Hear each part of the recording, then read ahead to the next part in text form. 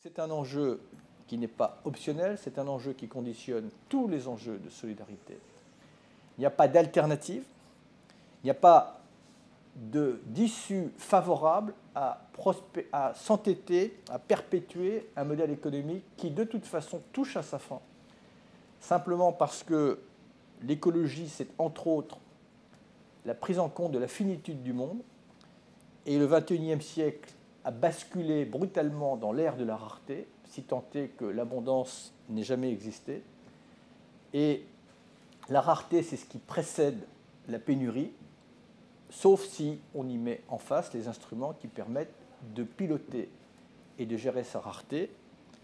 Mais la seule manière de piloter et de gérer la rareté, c'est de passer d'un modèle économique basé essentiellement sur la compétition, l'exploitation et la concentration, à un modèle économique qui soit basé sur la coopération, la protection et le partage.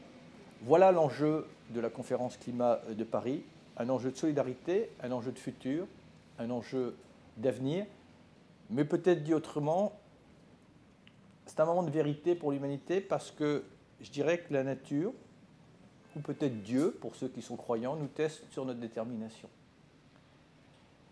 Allons-nous enfin mériter notre appellation d'Homo sapiens? Sommes-nous vraiment si sapiens que ça?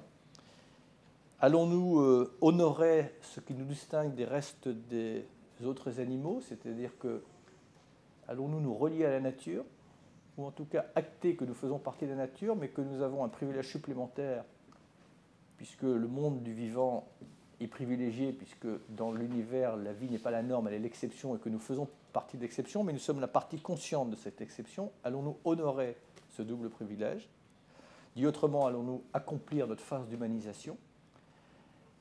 Et pour terminer, je dirais que si on résume l'enjeu de la conférence climat, je dirais que notre intelligence s'est mise en demeure de prendre en compte et en charge les conséquences de son propre succès. Mais c'est un test que nous n'avons pas la possibilité, auquel nous n'avons pas la possibilité d'échouer. Voilà ce qui se joue, ni plus ni moins, dans les mois à venir.